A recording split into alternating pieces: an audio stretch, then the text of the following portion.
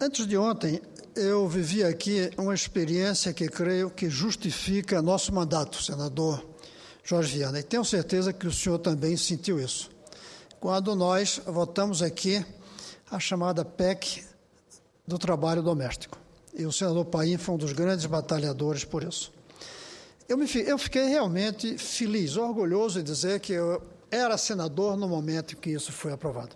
Mas, ao mesmo tempo, senador Paim, e o senhor vai entender isso melhor do que muitos, eu me senti como se estivesse votando a lei do ventre livre, mas não a lei da abolição.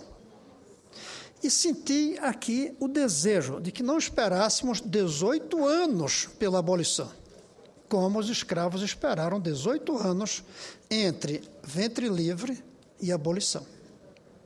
Porque esses direitos que foram concedidos vai dar, de fato, uma cidadania, uma condição de vida muito melhor para nossas empregadas e empregados no serviço doméstico. Não há dúvida disso. Mas ainda vão continuar com as mesmas amarras para a promoção social deles próprios e de seus filhos. A verdadeira abolição, senador Jorge, seria no dia que a escola do filho do trabalhador doméstico ou da empregada doméstica fosse a mesma escola dos filhos da família onde eles trabalham. Aí sim a gente poderia dizer, veio a abolição. A abolição pela qual o futuro dos filhos dele dependerá do talento, da persistência, da vocação, mas não da renda, não da cidade onde vive. E, lamentavelmente, embora nós estejamos dando um passo ao aprovar aquela PEC, aquela proposta de emenda constitucional, nós demos um passo ainda muito pequeno diante do que o Brasil precisa para um dia podermos nos orgulhar no direito igual de acesso à educação para todos. Eu creio que deve haver poucos sofrimentos sociais, diferente de morte, diferente de doença, aquele sofrimento social de impotência, de descontentamento, quanto o sofrimento de uma pessoa que ganha um salário mínimo para cuidar dos filhos dos outros irem às boas escolas, enquanto os seus filhos ficam sem escola ou em escolas ruins. Eu creio que pouca gente pensa e se coloca no lugar de uma empregada doméstica que acorda de manhãzinha cedo, prepara o café, ajuda as filhas e os filhos da família onde trabalha a botarem uma farda bonita, leva até o carro e essas crianças vão para a escola. Depois, essas crianças voltam na hora do almoço, com sua mochila cheia de livros, contando histórias da escola, falando dos equipamentos que usa. E ela serve a comida, serve o almoço, pensando que naquele momento os seus filhos estão em casa sem terem ido à escola. Ou foram à escola e voltaram sem dever de casa, sem livro na mochila, sem terem aprendido aquilo que é necessário para desenvolver uma pessoa ao longo do futuro. O senador Jorge Viana, há pouco, me comentava sobre o problema do analfabetismo de crianças no Brasil. E ele dizia, como é que a gente quer que uma criança aprenda a ler nos primeiros anos se os pais não sabem ler? Aí ele lembrava uma coisa realmente que vale a pena citar. Em casa de analfabetos não tem lápis. Em casa de analfabetos não tem borracha para apagar o que é escrito. Em casa de analfabeto deve ter praticamente nenhum papel para escrever. Porque não escrevem. Como é que a gente quer que uma criança entre numa escola, aprenda a ler logo, se ela nunca teve a possibilidade de desenvolver a habilidade de pegar um lápis? Quando eu fui reitor da UNB, eu lembro que implantei um programa para erradicar o analfabetismo daqueles trabalhadores mais humildes. Eram 70 analfabetos. E um dia, quando eu fui visitá-los, eu vi que estavam aqueles jardineiros, pedreiros, bordando. E eu não entendi. Perguntei à diretora do programa de alfabetização, ela disse, nós fazemos isso para que eles comecem a se acostumar a pegar no lápis, porque eles só costumam pegar num cabo de vassoura, num cabo de enxada, numa pá. E quem pega em pá, enxada, tem muita dificuldade em pegar no lápis. É como se me desse um bisturi. Eu não saberia pegar num bisturi. Seria um perigo eu usar um bisturi. Por isso, foi preciso fazer com que eles usassem as mãos em atividades que requerem o uso hábil dos dedos. Nossas crianças chegam na escola sem esse hábito. Como fazer com que elas cheguem com o hábito de saber usar o lápis se elas não tiveram lápis? Como fazer com que elas se desenvolvam de aprender o que é diferente de uma letra para outra se elas não brincaram com bens pedagógicos?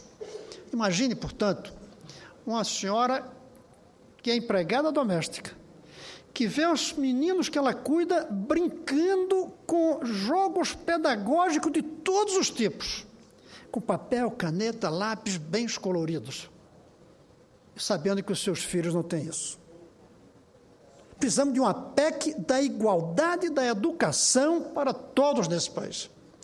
Precisamos de uma PEC, uma proposta de emenda constitucional que faça com que a escola aonde vão os filhos das classes abastadas seja da mesma qualidade para onde vão os filhos das classes mais pobres. Que os filhos das empregadas domésticas estudem em escolas com a mesma qualidade que os filhos dos seus patrões.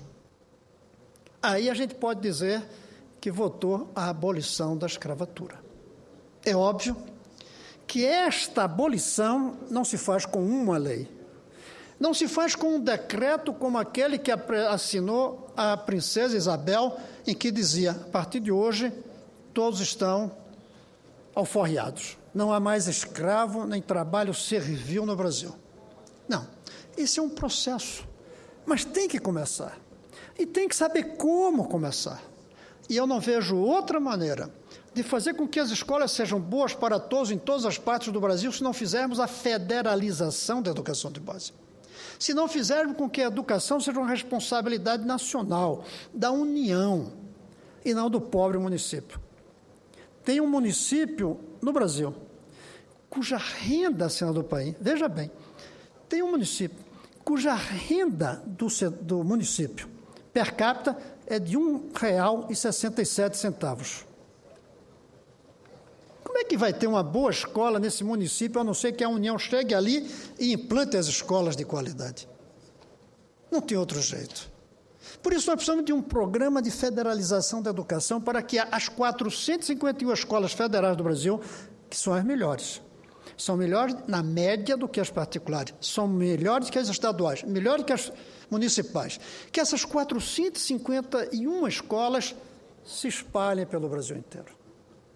451 escolas, que são as escolas técnicas, os colégios militares, os institutos de aplicação, o Colégio Pedro II. Por que é que apenas para um pequeno número de brasileiros, meninos e meninas, essas escolas atendem? E não a todos. Não se faz de um dia para o outro. Mas em um processo de 10, 20 anos, 25 anos, é possível, no Brasil, ter todas as escolas com a qualidade que tem as escolas técnicas, os institutos de aplicação, o Colégio Pedro II, os colégios militares. Para isso, precisa de uma carreira nacional do magistério que pague muito bem ao professor. Agora, que selecione com muito rigor os professores e que exija muito deles na dedicação do dia a dia. Que, inclusive, abra mão da chamada estabilidade plena e adote uma estabilidade responsável. Estabilidade porque não pode ser demitido pelo prefeito, pelo governador, pelo presidente, nem pelos pais dos meninos. Mas responsável porque eles não continuarão no emprego se não se dedicarem, não derem resultados e não forem capazes de aprender cada dia e ensinar cada dia. Isso é possível. Esses jovens professores, com alto salário, com alta exigência, com alta formação, eles terão que ir para escolas boas, bonitas. Isso é possível, não de repente. Não como uma lei áurea no dia 13 de maio de 1888, mas como algumas leis e que defina um processo pelo qual essas leis vão se transformando em realidade. O que eu lamento é que nós continuamos adiando fazer isso. Nós continuamos com a mesma ideia de que a lenta melhora que se faz vai chegar um dia a uma boa escola. Não vai. O sistema que está aí, ele está tão carcomido, ele está tão depredado, que ele não vai dar o salto. Nós vamos precisar criar um sistema novo que vai crescendo, enquanto o outro vai diminuindo até zerar. São essas novas escolas de qualidade que vão fazer o sistema que o Brasil precisa para que a gente possa aí sim comemorar o dia em que o Brasil decretou a abolição de toda desigualdade na qualidade da escola. Vai continuar havendo desigualdade nas pessoas, porque umas têm mais vocação, outras têm mais persistência, outras têm vocação e persistência, mas não desigualdade na qualidade do acesso da escola aonde eles vão. Eu fiquei muito feliz de votar aqui a PEC da trabalhadora doméstica. Muito feliz. Me senti como votando a lei do ventre livre, mas não me satisfaz.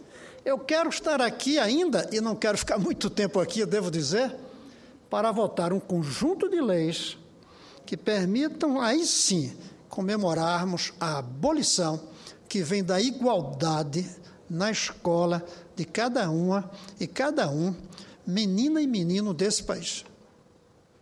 É isso, senhor presidente, que eu queria dizer.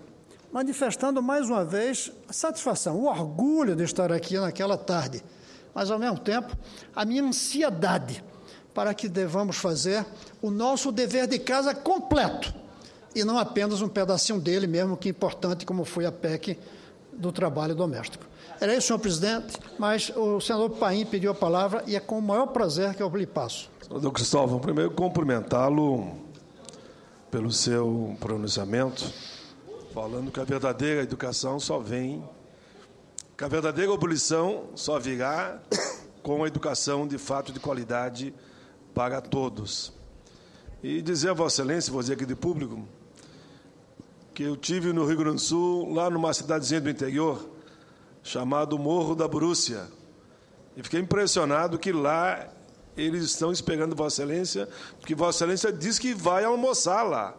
A palestra só vai fazer na capital, em Porto Alegre, mas há, parece que um compromisso do PDT do Estado de levar o senhor a almoçar lá. Então, por isso, quero aqui dar meus cumprimentos. Quer dizer, que o seu trabalho está, como diz um amigo meu, espraiado por todo o Brasil, e que bom que está também lá nas coxilhas do Rio Grande. E, em segundo lugar, senador, dizer que eu concordo plenamente com Vossa Excelência, foi um dia histórico a votação da PEC, e veja, hoje, 21 de março, Dia Internacional da Luta contra a Discriminação, contra os preconceitos. E nós votamos a PEC praticamente na data que antecedeu esse dia. E concordo tanto com Vossa Excelência que discordo daqueles que dizem que a aprovação da PEC vai gerar desemprego. Não vai, não vai. Eu me lembro da Constituinte, quando nós aprovamos alguns direitos para as mulheres, diziam que nós estaríamos criando um exército de desempregadas. Não aconteceu nada disso. E não vai acontecer de novo. Porque agora, o empregado ou empregada doméstica que estava procurando um emprego numa empresa privada, ou no comércio, ou banco, ou indústria, porque lá ele teria carteira de trabalho, teria fundo de garantia, tinha carga horária, tinha férias de mais um terço, enfim, tinha todos os direitos. Então, ele já não queria mais ficar como empregado ou empregado doméstico. Agora, ele percebendo que vai ter os mesmos direitos que teria lá numa iniciativa privada, numa empresa, por exemplo, no lar, no convívio, numa atividade que ele gosta, eu acho que nós teremos um número maior, inclusive, de empregadas à disposição e empregados do mercado de trabalho nesse setor. E vai ser bom para todos, porque vai se assegurar agora o que nós chamamos da segurança jurídica. Porque se você está cumprindo o que manda a CLT, não há problema nenhum. Porque aqueles milhares que não estão ainda assinando a carteira e não estavam cumprindo os direitos básicos, vão ver agora que, se não assinarem a carteira, eles vão responder no futuro. Então, a partir desse movimento, nós vamos ver que nós teremos um número maior de homens e mulheres se apresentando para trabalhar de empregado e empregada doméstica e um número maior da classe média, digamos, assinando a carteira na íntegra, porque sabe que vai ter que pagar aquilo que manda a CLT. Parabéns a Vossa Excelência, foi, de fato, o último resquício da escravidão em matéria de legislação que nós quebramos nesse momento. Claro que a luta contra os preconceitos, nós vamos continuar peleando aí, eu acho que, infelizmente, ao longo das nossas vidas. Parabéns a Vossa Excelência.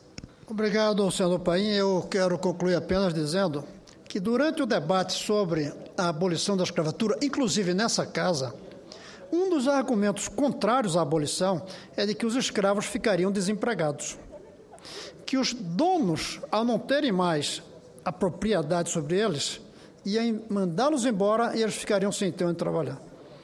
Ou seja, é um argumento de uma maldade imensa. Ou você continua escravo ou morre de fome. Ou você continua a trabalhar doméstica sem nenhum direito, ou você vai ficar com fome e desempregado. Isso é mal, perverso, e, ao mesmo tempo, não é o que acontece. O que acontece é que a gente liberou força de trabalho quando acabou a escravidão. E aqueles escravos passaram a criar outras coisas, outras alternativas, embora alguns tenham passado por algumas dificuldades, sim, porque antes tinham o que comer, embora mal. Eu não tenho a menor dúvida que é uma posição, é uma lei, é uma situação de alforria no mundo moderno, mas uma alforria ainda muito tímida. É, no máximo, a lei do ventre livre. Não fizemos a abolição. Essa só virá com a escola de qualidade igual para os filhos da empregada, iguais quanto os filhos dos seus patrões. Enquanto não fizermos isso, não podemos comemorar plenamente a nossa obrigação, a nossa responsabilidade. Muito obrigado, senhor presidente.